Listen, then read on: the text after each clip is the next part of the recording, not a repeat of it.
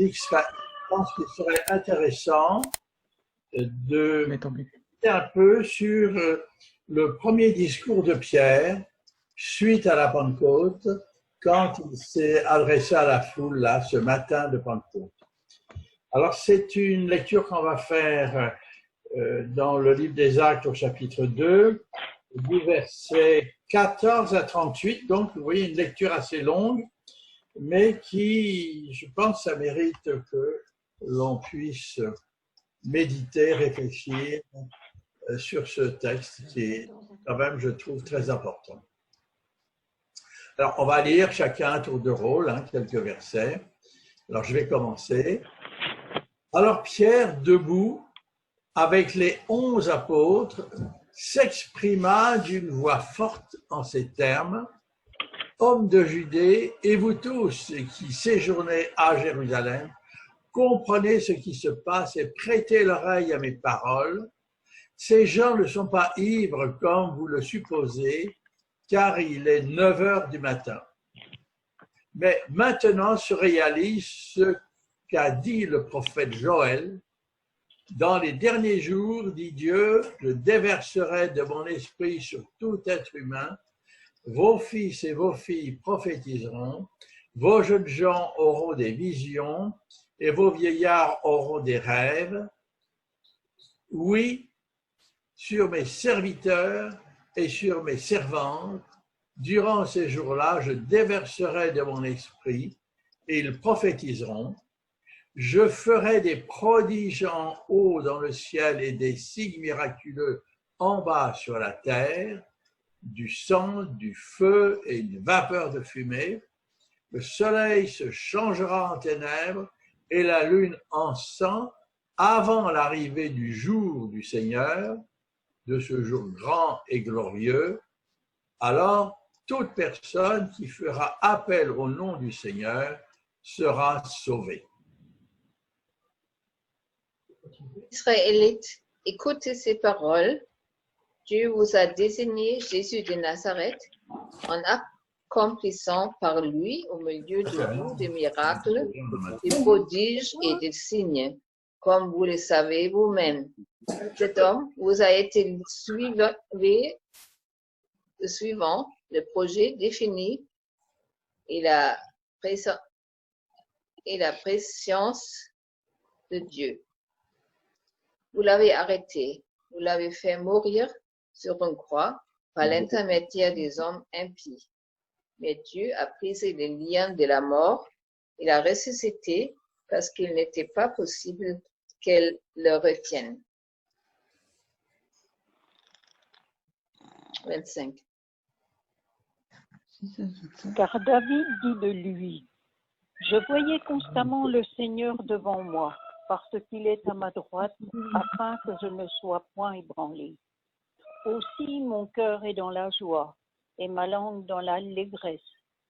Et même ma chair reposera avec espérance, car tu n'abandonneras pas mon âme dans le séjour des morts, et tu ne permettras pas que ton sein voie la corruption. Tu m'as fait connaître les sentiers de la vie, tu me rempliras de joie par ta présence. Hommes, frères, qu'il me soit permis de vous dire librement au sujet du patriarche David, librement au sujet qu'il est mort, qu'il a été enseveli et que son sépulcre existe encore aujourd'hui parmi nous. Comme il était prophète et qu'il savait que Dieu lui avait promis avec serment de faire asseoir un de ses descendants sur son trône. C'est la résurrection du Christ qu'il a prévue et annoncée en disant qu'il ne serait pas abandonné dans le séjour des morts et que sa chair ne verrait pas la corruption. Et ce Jésus que Dieu a ressuscité, nous en sommes tous témoins. Élevé à la droite de Dieu, il a reçu du Père le Saint-Esprit qui avait été promis et il l'a déversé, comme vous le voyez et l'entendez maintenant. David, en effet, n'est pas monté au ciel, mais il dit lui-même, le Seigneur a dit à mon Seigneur, assieds-toi à ma droite, jusqu'à ce que j'aie fait de tes ennemis ton marchepied. Que toute la communauté d'Israël sache donc avec certitude que Dieu a fait Seigneur et Messie ce Jésus que vous avez crucifié. Après avoir entendu ce discours, ils eurent le cœur vivement touché et dirent à Pierre et aux apôtres, « Frères, que ferons-nous » Pierre leur dit, « Changez d'attitude et que chacun de vous soit baptisé au nom de Jésus-Christ pour le pardon de vos péchés et vous recevrez le don du Saint-Esprit. » On va arrêter là la lecture. Vous voyez, c'est quand même, je trouve, un discours passionnant. Vous vous souvenez, le jour de Pentecôte, il y a eu un événement qui a secoué toute la ville de Jérusalem et qui s'est ressenti partout et qui avait un épicentre puisque ceux qui étaient réunis dans la chambre haute, le Saint-Esprit est descendu sur eux. Ils ont eu les petites flammes de feu sur eux. Ils ont été remplis du Saint-Esprit. Et cet événement, donc, a attiré toute une foule. Et on voit le premier verset qu'ils sont sortis dehors et le verset 14 me dit, alors Pierre, debout avec les 11 apôtres, donc toute l'équipe est là, s'exprima d'une voix forte en ces termes. Alors c'est vrai qu'auparavant, il y avait eu toute une sorte de discussion en diverses langues. Là, on en a parlé dimanche sur toutes ces langues, et à toute cette foule, et on a l'impression que là, c'est la conclusion que va dire Pierre. Alors c'est intéressant la façon dont Pierre s'y prend. Moi, je trouve, il leur dit, hommes de Judée, et vous tous qui séjournez à Jérusalem, comprenez ce qui se passe et prêtez l'oreille à mes paroles. Alors, qu'est-ce que ça veut dire, cette phrase-là? Ça veut dire qu'il interpelle le public qui est là, vous voyez, avec toute cette effervescence, qui entend dans plein de langues, en fait, le message de la bonne nouvelle, et il interpelle, il rassemble tout le monde là, en prenant autorité sur le public, et il va leur parler à leur intelligence. Il va leur dire, comprenez ce qui se passe. Et il va donc entrer dans une explication. Et tout de suite, il y en a qui se moquent. Voilà, oh, mais en fait, ils sont pleins de vin doux. Et là, Pierre ne se laisse pas démonter. Il répond fermement que il est 9h du matin. C'est pas possible que ces gens soient entre deux vins. Hein. Pas du tout. Et il interpelle la foule. Et il interpelle la foule, vous voyez, en disant, maintenant, il leur dit, se réalise ce qu'a dit le prophète Joël. Et là, il est propulse devant Joël. Ils connaissent la parole. La plupart, tous ceux qui sont là, connaissent la parole. Et donc, on a lu le texte, c'est quand même 5 versets du prophète Joël, des versets importants, puisqu'il est question que les jeunes filles vont prophétiser. Nous, les aînés, on va avoir des rêves, vous voyez. Il y a toute description de phénomènes conduits par Dieu. Et il place son discours, ce qui veut dire que là, Pierre place son discours sur un fondement biblique et prophétique. Et ça, c'est important parce que, vous voyez, avec ce texte, il s'inscrit dans les événements qui se passent en ce moment à Jérusalem, au moment où ça se passe. Vous voyez, il colle à l'actualité. et il va attirer donc l'attention de la foule à partir de là, et sa curiosité, parce qu'il y a quand même une curiosité, où les gens commencent à se dire, mais où il veut en venir maintenant, qu'est-ce qu'il va nous dire, qu'est-ce qu'il veut dire là?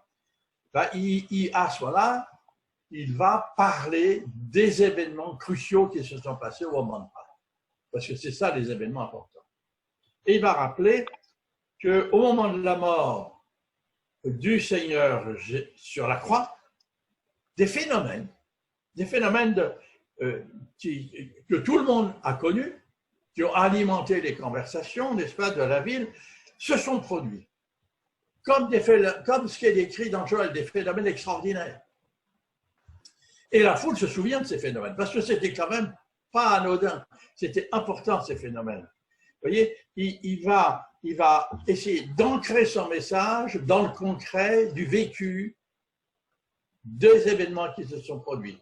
Là, il faut se souvenir qu'au moment de la mort du Seigneur, c'était 15 heures de l'après-midi, il a fait nuit. Bon, ça c'est quand même marquant. Il y a eu un tremblement de terre. Ça, tout le monde le ressent.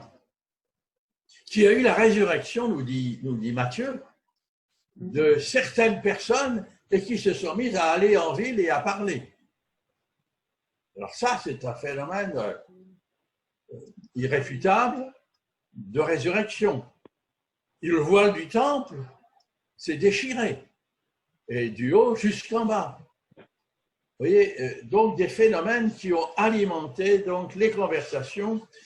Et donc, Pierre va, une fois qu'il a situé le cadre de ce qu'il va, n'est-ce pas, de son message, bien, il va au verset 22, il va reprendre son appel, il va reprendre le public là, qui va dire, Israélites, écoutez ces paroles.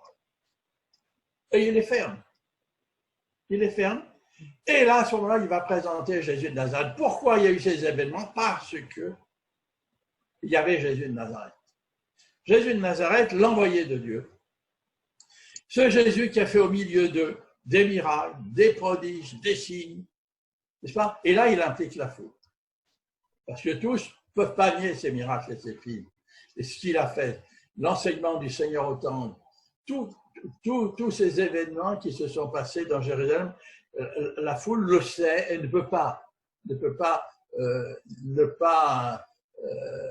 le mettre en doute. Et il va continuer, n'est-ce pas, il va dire, mais c'est la foule qui l'a fait arrêter, qui l'a rejeté. C'est vous qui l'avez rejeté, c'est vous qui l'avez rejeté. Mais il leur dit, c'est selon la volonté de Dieu que vous l'avez fait. Malgré vous, vous étiez dans la volonté de Dieu. Donc, il va les dégager d'une culpabilité. Il va leur faire comprendre, parce que là, il parle à l'intelligence à ce moment-là, il va leur faire comprendre que, ben oui, ils ont fait ça, mais c'était dans le plan de Dieu, c'est ce qu'il vient d'expliquer en partant de Joël, vous voyez. Et il va donc interpeller la foule là, ensuite en disant, ben oui, vous l'avez fait arrêter, vous l'avez fait mourir sur la croix, mais encore par les chefs religieux, ces indignes là, ils l'ont fait. Vous voyez, et il interpelle la foule, et là, il va toucher leur conscience. Il touche la conscience, et il va leur dire, mais Dieu, à ce moment-là, a brisé les liens de la mort, et il l'a ressuscité, au verset 24. Et puis Pierre, à ce moment-là, va citer le 2-3 versets du psaume 16. C'est un psaume de David, n'est-ce pas, qui proclame en fait la puissance de la résurrection, ce psaume. Et il va dire, tu n'abandonnes pas mon âme au séjour des morts, tu ne permettras pas que ton sein connaisse la décomposition, n'est-ce pas? Tous ces textes-là, ils les connaissent. Certainement, ils ne savent pas où il est situé. Maintenant, Pierre les amène à situer ces textes sur un événement précis, sur la résurrection du Seigneur. Donc, cette résurrection du Seigneur est annoncée depuis l'époque de David, parce qu'il va expliquer, n'est-ce pas, que ce psaume, ça ne pouvait pas s'agir de David, mais d'un descendant de David, et que Jésus, le Messie, est descendant de David. et de la lignée de David. Donc, c'est un psaume prophétique qui vient de se réaliser maintenant.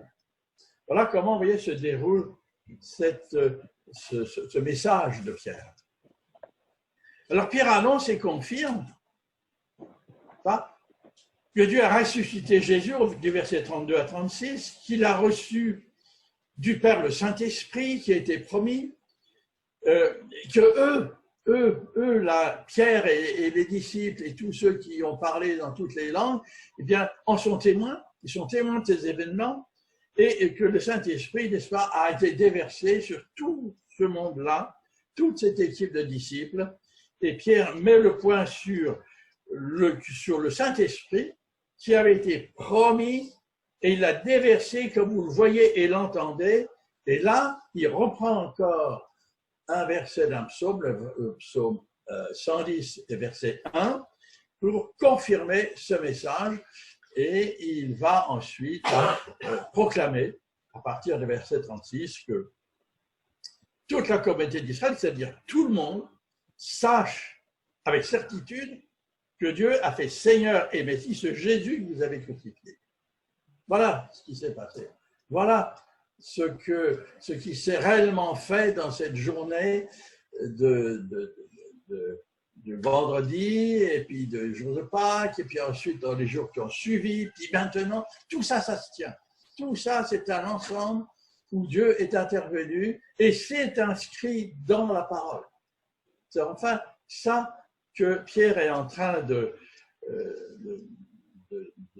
proclamer dans son discours, et il dit, en terminant, que Dieu a fait Seigneur et Messie, ce Jésus que vous avez crucifié. Voilà, il est là, c'est lui, c'est le Messie que vous attendez. Alors, vous voyez, après, au verset 37, il nous dit qu'après avoir entendu ce discours, ils eurent le cœur vivement touché. Et ils vont demander à Pierre et aux apôtres, frères, que ferons-nous? Voilà, maintenant, qu'est-ce qu'on peut faire? Et alors, il leur dit tout simplement qu'ils ont à venir et se convertir, et puis ils auront le pardon de leurs péchés, et le Saint-Esprit viendra aussi sur eux. Alors, on voit que Pierre a atteint, son discours a atteint son but. Il a atteint le cœur de ses auditeurs. Et on voit qu'ils sont touchés et qu'ils disent, mais que ferons-nous? Qu'est-ce qu'on peut faire maintenant? Et ils vont faire ce que Pierre leur indique, et ils vont donc se convertir. Ils vont se convertir, et 3000 vont se convertir. Et ces 3000, ça va être la base, comme on a parlé dimanche, puisqu'ils vont retourner dans leur région, dans leur pays, dans leur ville, dans leur synagogue, avec ce message que Jésus, ce Jésus qu'on a crucifié là-bas à Jérusalem, puis qui est ressuscité, nous le savons parce que il est en nous, nos péchés sont pardonnés, vous voyez, et l'Église va se répandre comme ça. Alors, je me suis dit, qu'est-ce qu'on peut dire de ce discours de Pierre? Qu'est-ce qu'on peut apprendre? D'abord, Pierre, il me semble, il a, dans son cœur, il a un but clair. Ce qu'il veut, c'est toucher le cœur de ses auditeurs. Ça me semble que c'est clair chez Pierre. Ensuite, puisqu'il a un but clair, il ne va pas se laisser déstabiliser par les critiques. Si vous voulez, ils sont pleins de vin doux. Ça ne le déstabilise pas du tout. Ensuite, il a un discours qui est animé par le Saint-Esprit. Il s'adresse, vous voyez, première partie du discours, il va s'adresser à l'intelligence de ses auditeurs, en leur rappelant Joël et les prophéties. Il va citer les textes, 3 citations il va faire dans sa prédication. Il va partir des textes prophétiques précis. Puis au final, vous voyez, à la fin, quand il reconstitue toutes les scènes qui se sont passées, et le rôle de chacun, et le rôle de la foule aussi qui est dedans, donc le rôle le rôle d'une grande partie de ces auditeurs, vous voyez, vont se retrouver là, éclairés de ce qu'ils ont fait, ils vont comprendre, et au final, c'est leur conscience et leur cœur qui va être touchés.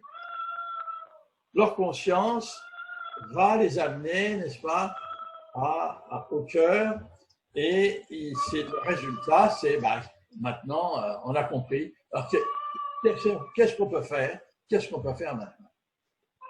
Et à ce moment-là, eh bien, ils sont prêts, n'est-ce pas, à se convertir. Alors, moi, ça m'a semblé intéressant de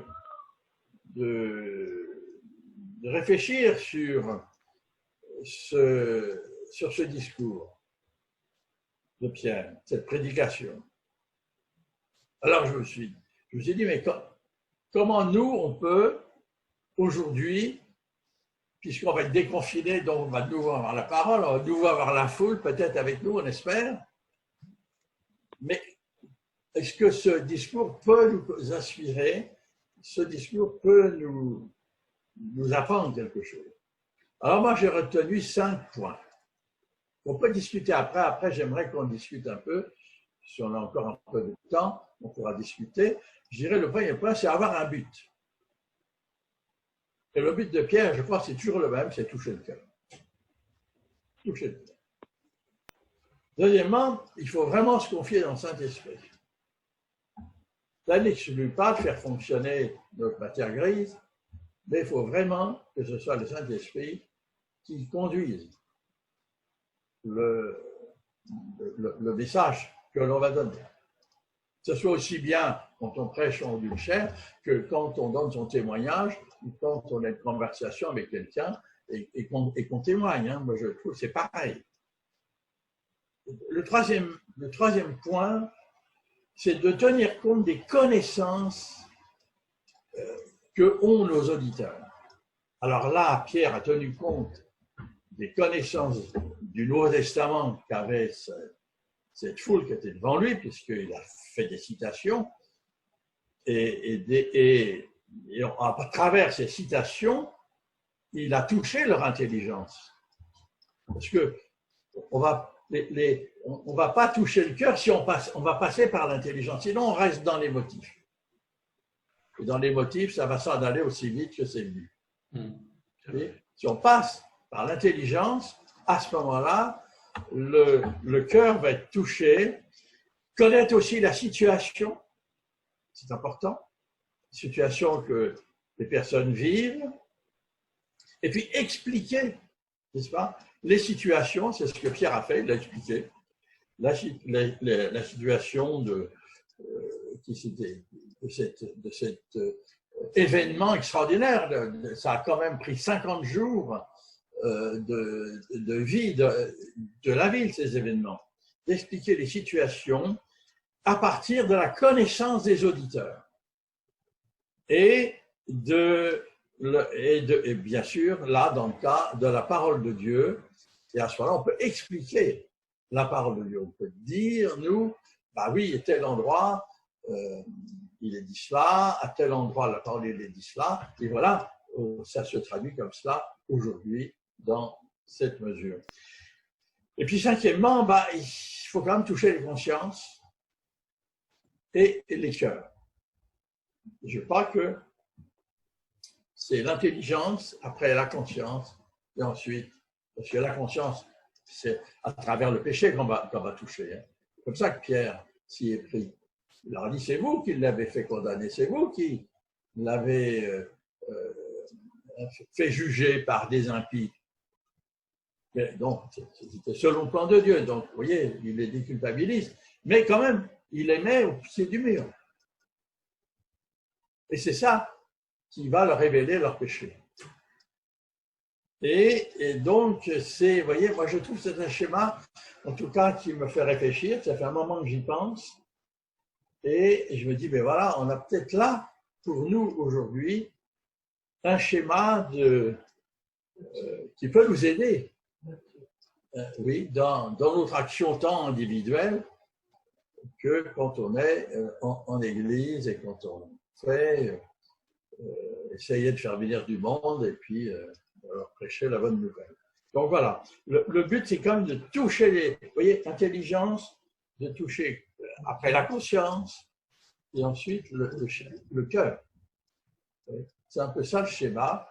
Alors, donc, moi je me suis converti, vous voyez, avec un message de Billy Graham dans une